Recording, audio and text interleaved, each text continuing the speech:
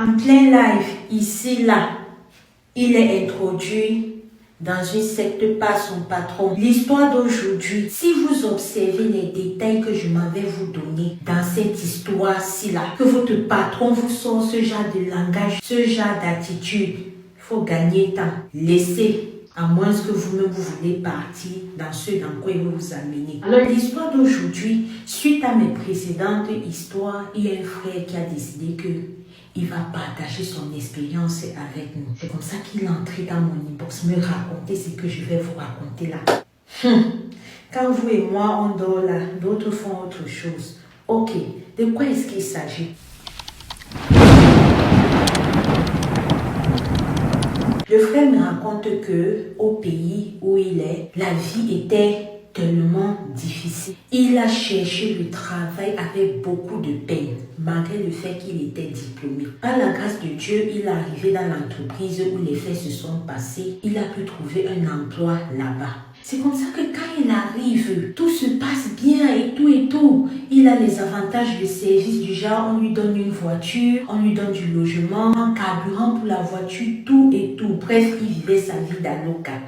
Du jour au lendemain, son patron tout le temps ne faisait que lui demander que ça va, tu te plais ici avec nous? Il dit oui. Ça va, est-ce que le cadre du travail, tu aimes bien et tout, tout le monde t'accueille bien? Il dit oui, boss. Un jour, le patron arrive, il dit ok, ça fait déjà pratiquement 1 an que tu es avec nous et tout. Et jusqu'à présent, on n'avait pas encore eu le temps de te présenter à certains de nos partenaires qui vivent à l'étranger. Donc, on va programmer un live où on va pouvoir échanger tous et causer par rapport à ton travail. Si aussi tu as des doléances à faire, tu pourras le faire et tout. Et ils pourront te féliciter à toi-même du travail que tu accomplis. Le gars dit ok, boss, il n'y a pas de souci, je vous remercie. Ok. Le jour du live arrive. Toutes les grosses têtes là sont positionnées sur le live. C'est comme ça que le frère entre dans le live.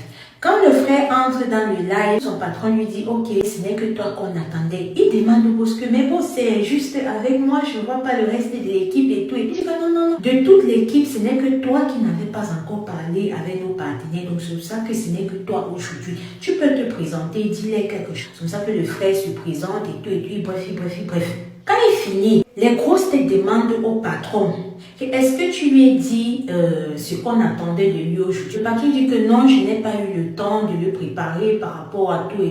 Les grosses têtes disent que ok, si tu n'as pas fait, on va le faire maintenant. C'est là où il demande au frère la raison pour laquelle nous venons ici aujourd'hui, c'est parce que depuis 1 an déjà, voilà, on t'a offert certains avantages et tout. Nous sommes satisfaits de ton travail, mais pour pouvoir aller dans un certain niveau, il va falloir que tu fasses certaines choses. Le frère dit que ok, il n'y a pas de souci, moi je me sens bien dans votre boîte, voilà, je suis prêt à faire tout ce que vous voulez. C'est là où maintenant les grosses têtes disent que ok, on ne va pas passer par 4 chemins. Nous, tout ce que tu vois ici, là, tous nos employés, y compris tes collègues, comme tu les vois là, chacun sont dans une petite réunion où nous sommes. Et nous voulons aujourd'hui que toi aussi, tu entres dans la réunion. Il dit que boss, moi, je suis désolée, pour l'instant, voilà, mon salaire ne me permet pas de faire une petite réunion extra, donc peut-être les années à venir. Un des boss se fâche calmer. Qu'est-ce que tu n'as pas compris? C'est qu'on te dit, c'est que nous sommes dans un cercle et nous voulons que tu entres parce que tous nos employés entrent dedans. Tu entres pas. C'est là maintenant que tu vas entrer. Le grand frère m'explique que sur le coup de la pression et tout, c'est comme si on avait même lavé sa tête. Il a dit oui, j'entre. C'est comme ça qu'ils ont fini la réunion et tout. Quand la réunion finit, entre dans son bureau. Il dit que quand il rentre dans son bureau, il reste comme si c'était le film ou bien c'est ça qui s'est passé. À peine il a le temps de réaliser, voilà son patron qui entre. Il lui dit mes félicitations. Il prend les mains, il attrape les mains du frère. C'est comme ça qu'il s'est salué, il dit ok, là alors tu es vraiment dedans. Juste là, le frère, lui, c'est toujours comme s'il était sur une autre planète. Quand le patron il dit qu'il reste comme ça, il est dépassé. Sa mère vivant au village. Il décide de prendre la route pour aller expliquer à sa mère. Pendant qu'il est avec sa mère, c'est le patron qui appelle que ok, on m'a demandé de te dire que pour ton premier sacré, c'est ta mère qu'on veut. Il raccroche avec son patron. Il regarde sa mère comme s'il dit non, il arrête la tête. Sa mère lui demande que mon fils, qu'est-ce qui ne va pas? Il dit à sa mère que on m'a demandé que je te donne. Ça me dit que, hey, la fesse, là, elle commence à parler en dialecte de son village. Que la fesse, c'est quoi? La fesse, c'est quoi? Machin, machin. C'est là où maintenant, ses parents, je ne vous ai pas dit, faisant partie de la chefferie, ils se sont levés, non, l'amener derrière là-bas, commencer à faire les trucs, faire les trucs, faire les trucs, faire les trucs, faire les trucs, blinder le frère, faire les trucs, faire les trucs. On a dit que comme tu repars là, n'entre plus dans la maison que il te loge. La voiture là même, faut laisser ici là. On va trouver le moyen de renvoyer ça. Donc le frère où je vous parle là, il s'est effacé totalement. Ils n'ont pas pu le retrouver. Donc, et tel que le frère m'explique, ce qui l'a sauvé, c'est que pendant qu'on lui mettait la pression dans le live là, il était en train de faire sa prière intérieurement, disant à Dieu que papa, je ne connais rien.